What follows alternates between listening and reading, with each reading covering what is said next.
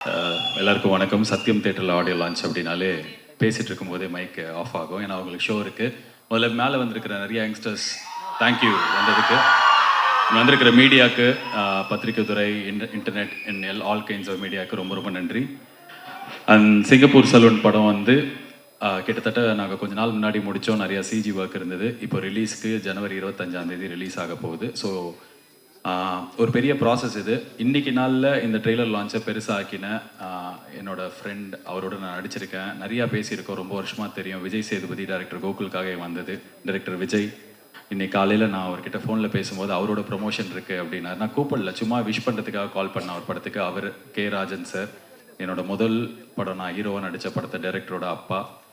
எனக்கு அவர் மேலே அவ்வளோ மரியாதை இருக்குது. சிவா சார், நான் அவங்க கம்பெனியில் அட்வான்ஸ் வாங்கியிருக்கேன், நடிச்சிருக்கேன். ஸோ வந்திருந்த இந்த படத்துக்கு வெளில இருந்த பெரிய மனிதர்கள் எல்லாருக்கும் நன்றி. அண்ட் படத்தில் வந்து நடிச்சிருக்கிற எல்லாருக்கும் தனித்தனியாக நன்றி சொல்கிற அளவுக்கு டைம் இல்லை. பட் ஆனால் I had a great experience and memorable time with Thalaivasal Vijay sir. எங்கள் அப்பாவாக நடிச்சிருப்பார். ஜான் விஜய் சார் ஒரு நிமிஷத்தில் எத்தனை எக்ஸ்பிரஷன்ஸ் ஒரு நடிகரால் கொடுக்க முடியுன்றதை பக்கத்தில் இருந்து பார்த்தேன் நான் அவங்கக்கிட்ட. It was very inspiring. Robo Shankar, உங்களுக்கு உடம்பு சரியில்லாத போது நீங்கள் நடித்த படம் இது. ஆனால் அதெல்லாம் வந்து படத்தில் தெரியாமல் அவ்வளோ என்டர்டெயின்மெண்ட்டுக்கு காரணமாக இருந்தவர். அண்ட் இந்த படத்தில் எனக்கு கிடைச்ச ஒரு சகோதரர்.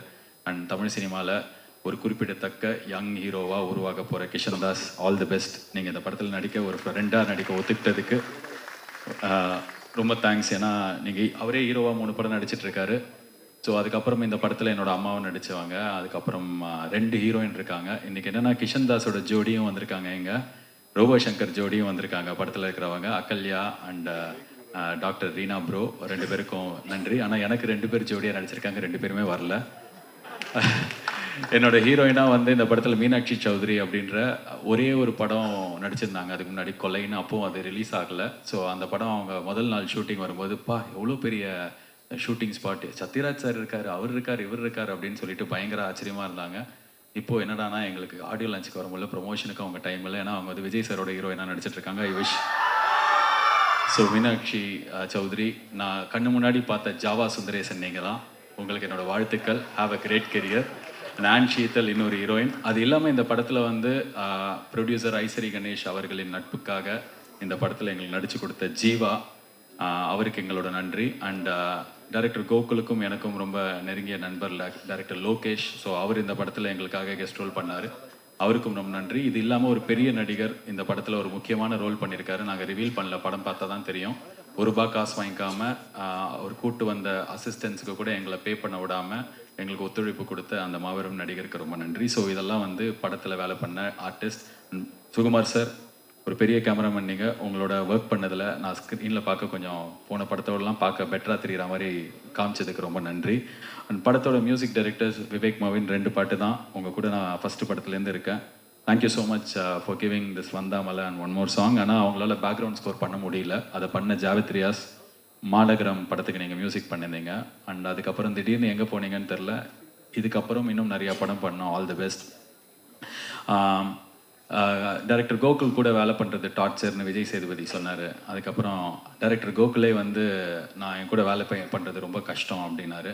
இது இல்லாமல் வந்து ஆன்லைன்லலாம் வந்து நாங்கள் 2 பேரும் சண்டை போட்டுக்கிட்டோம். அவர் என் மூஞ்சிலே குத்தினார், நான் அவர் ஜாடியை பிடிச்சி இழுத்தேன் அப்படின்ற மாதிரிலாம் செய்திகள்லாம் கூட வந்தது. பட் ஆனால் உண்மை என்னென்னா, ஆக்சுவலாக வந்து அது டார்ச்சர் எனக்கு தெரியாது, எனக்கு அப்படி ஃபீல் ஆனதில்லை. ஆனால் ரொம்ப கஷ்டம் இந்த ப்ராசஸாக. அவர் எதிர்பார்த்த அந்த ஒரு பேஷனோடு இருக்கிற ஒரு ஹேர் ஸ்டைலிஸ்ட்டாக ஆகணுன்ற ஒரு கேரக்டராக வரத்துக்கு எனக்கு ரொம்ப கஷ்டமாக இருந்தது. ஏன்னா நான் வந்து லவுடாக பேசிட்டு நிறைய டயலாகை நம்பி இருக்கிற ஒரு ஆக்டராக தான் என்னை நான் வந்து என் படங்களில் எழுதிட்டுருக்கேன். பட் அது இல்லாமல் வேற ஒருத்தராக வரணும் அப்படின்னும் போது இது எனக்கு ஆரம்பத்தில் ஒரு கொஞ்சம் கஷ்டமாக இருந்தது. இன்ஃபேக்ட் ஒரு 2 வாரம் அப்படி தான் இருந்தது. நிறைய டிபேட் பண்ணியிருக்கோம், ஆர்கியூ பண்ணியிருக்கோம்.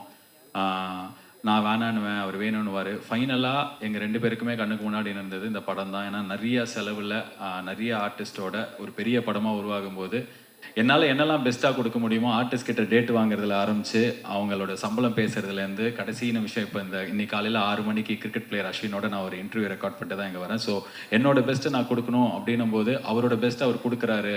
அதை நம்ம உள்ளே வாங்கினோன்னா இந்த படம் முடியும் போது பெட்டராக ஆக்டராக வெளில தெரியும் அப்படின்னு எப்போ புரிஞ்சுதோ அப்போலேருந்து எங்களுக்குள்ளே வந்து அந்த புரிதல் இருந்தது, படத்துக்காக வேலை பண்ணுறோன்னு சொல்லிட்டு. ஸோ இந்த ஜேர்னி கஷ்டமாக இருந்தது, பட் ஆனால் கண்டிப்பாக நல்லா இருந்தது. இன்றைக்கி நான் சிங்கப்பூர் சலூன் முடிச்சுட்டு வேறு ஒரு படம் போய் நடிச்சிட்டேன். அப்போ நான் பெட்டராக நடிக்கிறதுக்கு முக்கியமான காரணம் உங்கள் கூட ஒர்க் பண்ணது. So thank you for that. ஃபைனலாக வந்து ஐசரி கணேஷ் அவர்கள் வந்து நான் முதல் வாட்டி எல்கேஜி சொல்லும்போது என்னை எப்படி நம்பினாரோ, எந்த வார்த்தையும் சொல்லாமல் எப்படி அந்த படத்துக்கு இம்மீடியட்டாக ஓகே சொன்னாரோ, இன்னி வரைக்கும் அவர் என்னை அப்படி தான் பார்க்குறார், அவர் என்னை அப்படி தான் நம்புறாரு. நான் இந்த படத்தை வந்து ரொம்ப பிடிச்சி போய் இது ரொம்ப நல்லா இருக்குது அப்படின்லாம் சொல்லி அவர்கிட்ட எடுத்துகிட்டு போய் சொல்லி அவர் இதை பண்ணுறார் அப்படின்னும் போது ஷூட்டிங்க்கு 2 மாதம் முன்னாடி நான் அவர்கிட்ட சொல்ல இல்லை எனக்கு பண்ண பயமாக இருக்குது அப்படின்னு சொன்னேன். காரணம் என்னென்னா இந்த படம் ரொம்ப பெருசாக இருந்தது. எக்கச்சக்க ஆர்டிஸ்ட், எக்கச்சக்க செலவு. அந்த சலூன் நாங்கள் படத்தில் காட்டுறதுக்கு மட்டுமே ஒரு 1.5 கோடி 2 கோடி ரூபாய்க்கு செட்டு போட வேண்டியிருந்தது. ஸோ இவ்வளோ செலவு இருக்குது, இது நான் பண்ணணுமா, இது தாங்குமா அப்படின்னும் போது அவர்கிட்ட ஒரு வாட்டி கதை சொல்கிறதே ரொம்ப கஷ்டம். ஏற்கனவே சிங்கப்பூர் சலூன் கதையை ஒரு வாட்டி கேட்டவர் அடுத்த நாளைக்கு ஃபுல்லாக உட்காந்து திருப்பி ஒரு 3 மணி நேரம் கதை கேட்டு இதை நீ பண்ண, எவ்வளோ பெருசாக இருந்தாலும் நான் பண்ணுறேன், என்னை நம்பி உள்ளவா அப்படின்னு சொல்லி இதை ப்ரொடியூஸ் பண்ணி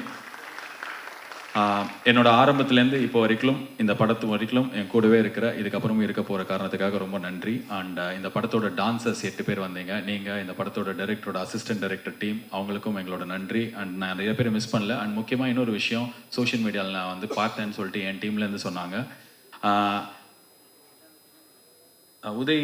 உதயநிதி ஸ்டாலின் நடித்து ஒரு படம் வந்தது கொஞ்ச நாள் முன்னாடி, நெஞ்சுக்கு நிதி. அந்த படத்தோட ஆடியோ லான்ச்சுக்கு நான் வந்து கெஸ்ட்டாக வந்திருந்தேன். ஏன்னா அந்த படம் ப்ரொடியூஸ் பண்ண போனி கபூர் அவர்கள் தான் நான் நடித்த வீட்டில் விசேஷம் ப்ரொடியூஸ் பண்ணார். ஸோ அந்த ஸ்டேஜில் வந்து நான் சொல்லியிருந்தேன், நானும் உதயம் ஒரே வீட்டில் பொண்ணு எடுத்திருக்கோம் அப்படி சொல்லியிருந்தேன். ஏன்னா 2 பேரும் ஒரே கம்பெனியில் படம் பண்ணியிருக்கோம்னு சொல்லிட்டு. ஸோ இமீடியட்டாக அவர் பேச வரும்போது சொன்னார், ஆமாம் நாங்கள் 2 பேரும் ஒரே வீட்டில் தான் பொண்ணு எடுத்திருக்கோம் அப்படின்னு சொல்லிட்டு அந்த படத்தை மீன் பண்ணி சொன்னார். ஸோ இந்த 20 செகண்ட் ஆடியோ கிளிப்பை வண்டி, வீடியோ கிளிப்பை வண்டி ட்விட்டர்லலாம் போட்டு என்னோட ஒய்ஃபும் அவரோட ஒய்ஃபும் அக்கா தங்கச்சி, நாங்கள் 2 பேரும் ஒரே வீட்டில் பொண்ணு எடுத்திருக்கோம். ஆர்ஜே பாலாஜி உழைப்பால் உயர்ந்தவன் நினச்சா அவனும் வந்து அரசியல் பின்புலத்தால் தான் உயர்ந்தான், அதனால தான் இன்றைக்கி சிங்கப்பூர் சலூன் படத்தை ரெட் ஜெயின் ரிலீஸ் பண்ணுகிறதுன்னு சொல்லிட்டு. அட பாவிகளா, அந்த வீடியோ இன்னொரு 5 செகண்ட் பார்த்துருந்தாலே தெரிஞ்சிருக்கும். இல்லை கொஞ்சம் திருப்பி அந்த வீடியோவை பார்த்துருந்தாலே போனி கபூர் உட்காந்துருப்பாரு, புரிஞ்சிருக்கும். ஸோ அதனால அவங்க வாங்கலை. ரெட் ஜெயின் இன்னைக்கு ஒரு மார்க்கெட் லீடர்ஸ். அவங்க வந்து நல்ல படங்கள் மட்டும் தேடி வாங்குறாங்க, இல்லை ரொம்ப பெரிய படங்களாக அவங்க ரிலீஸ் பண்ணுறாங்க. இந்த படத்தை அவங்க பார்த்து அவங்க டீமுக்கு ரொம்ப கண்டென்ட் பிடிச்சி இதை நம்பி தான், இந்த கண்டென்ட் நம்பி தான் அதை வாங்குறாங்க. So purely on merit. So நான் அவருக்கு சகலைப்பாடி இல்லை, நான் ஒரு வானம்பாடி, ஒரு ஓரமாக பறக்கிறவன். அண்ட் ஃபைனலாக இந்த சிங்கப்பூர் சலூன் ட்ரெய்லர் நீங்கள் பார்த்துருப்பீங்க. மேலே இருக்கிற பசங்களுக்கு இது உங்களுக்கான படம். நான் சொல்கிறது வந்து போன ஜென்ரேஷனில் இருக்கிற முக்கால்வாசி பசங்க இன்ஜினியர் ஆகணும், டாக்டர் ஆகணும்னு ஒண்டி தான் இருக்கும். பட் ஆனால் இந்த ஜென்ரேஷனுக்கு அந்த பயம் இல்லை. ஹேர் ஸ்டைலிஸ்ட் ஆகலாம், யூடியூபர் ஆகலாம், இன்ஸ்டாகிராமர் ஆகலாம், இல்லை விளாகர் ஆகலாம். இது மாதிரி புதுசாக செருப்பு தைச்சா கூட நான் செமையாக தைப்பேன் அப்படின்ற ஆட்டிடியூடில் இருக்கிற உங்களுக்கு இந்த படம் பயங்கரமாக கனெக்ட் ஆகும். ஏன்னா இந்த வேலையை இவங்க தான் செய்யலாம், இந்த வேலை இவங்களோட தொழில், இந்த வேலை இந்த ஜாதிக்காரங்கிறது அப்படின்ற விஷயத்தெல்லாம் உடைச்சு இந்த உலகம் வந்து ரொம்ப தூரம் முன்னாடி போயிடுச்சு. எங்கேயோ நம்ம ஊரில் நம்மளுக்கு கண்ணுக்கு தெரியாத இல்லை தெரிஞ்ச இடத்துலையே இன்னும் அதே நிலைமை இருக்கும்போது, இல்லை அப்படி கிடையாது, எந்த வேலை வேணாலும் யார் வேணாலும் செமையாக பிடிச்சி பண்ணால் மேலே போகலாம் அப்படின்றத ரொம்ப இன்ஸ்பைரிங்காக எனக்கே வந்து நடிக்கும்போது இது நிறைய பேருக்கு கனெக்ட் ஆனால் செமையாக இருக்கும்னு ஆசையாக பண்ண படம் தான் இது. ஸோ ஃபார் எவ்ரி யங்ஸ்டர்ஸ், நீங்கள் எங்கே இருந்தாலும் என்ன பண்ணாலும் செமையாக படிச்சிருங்க. அந்த செமையாக படித்து முடித்ததுக்கப்புறம் உங்களுக்கு ஒரு பேஷன் எது இருந்ததுன்னா அந்த பேஷன் நோக்கி போங்க. இந்த படம் அதையும் ரொம்ப ஸ்ட்ராங்காக சொல்லி, இந்த படத்தில் எனக்கு ரொம்ப பிடிச்ச சீன் வந்து நான் இதோடு முடிச்சுக்கிறேன்.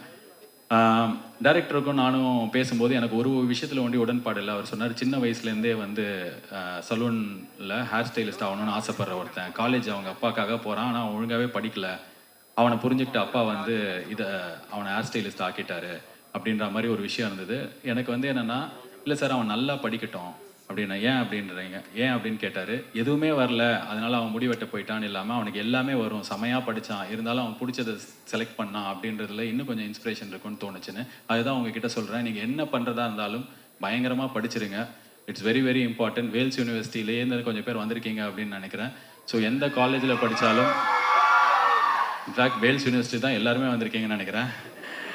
நீங்கள் என்ன படித்தாலும், எங்கே இருந்தாலும், என்ன பண்ணணும்னு ஆசைப்பட்டாலும் தயவு செஞ்சு படிச்சிரு. அந்த படிப்பு தான் உன்னோட ஃபவுண்டேஷன். நான் வந்து எங்கள் வீட்டில் கிராஜுவேட் ஆன முதல் ஆள், போஸ்ட் கிராஜுவேட் 2 டிகிரி படித்த ஃபஸ்ட்டு ஆள். நான் ஒருத்தன் படித்ததுனால என்னை சுற்றி இருக்கிற 50 பேரோட வாழ்க்கையை என்னால் மாற்ற முடிச்சுது. எனக்கு சுற்றி இருக்கிற இப்போ 100 பேர் 1000 பேராக மாறுது. ஸோ படிப்பு ரொம்ப ரொம்ப இம்பார்ட்டன்ட். அதை படிச்சுட்டு உனக்கு பிடிச்ச பேஷனை பண்ணுறதுக்கான ஒரு லைஃப்பை தேடிக்கோ. இந்த படம் அதுதான் சொல்லும். எல்லாருக்கும் கனெக்ட் ஆகும், யங்ஸ்டர்ஸ்க்கு பிடிக்கும் அப்படின்ற நம்பிக்கையில் ஜனவரி 25ஆம் தேதி ரிலீஸ் ஆக போகுது. தியேட்டர்ஸில். ஸோ ஒரு 4 நாள் வீக்கெண்ட் கிடச்சிருக்கு. ஸோ மீடியா எனக்கு ஆர்ஜேவாக இருக்கும்போது நான் அந்த இடத்துல உட்காந்து இதே மாதிரி ஆடியோ லான்ச் கவர் பண்ணியிருக்கேன், ஹோஸ்ட் பண்ணியிருக்கேன். அப்போலேருந்து சப்போர்ட் பண்ணியிருக்கீங்க. அப்போலேருந்து நான் பார்க்குற நிறைய பேர் இங்கே பார்க்குறேன். Thank you for coming. Take this film to the world. நன்றி. ரொம்ப நேரம் எடுத்துக்கிட்டதுக்கு மன்னிக்கவும். All the best. இனிய பூசம், எங்களுக்கு தைப்பூசம் அன்றைக்கி தான் ரிலீஸ். இனிய தைப்பூசம், குடியரசு தின நல்வாழ்த்துக்கள். 4 நாள் லீவு. ஆண்டி அங்கிள், தம்பி தங்கச்சி, இடே பச்சை சட்டை. தியேட்டரில் போய் படத்தை பாரு. நன்றி.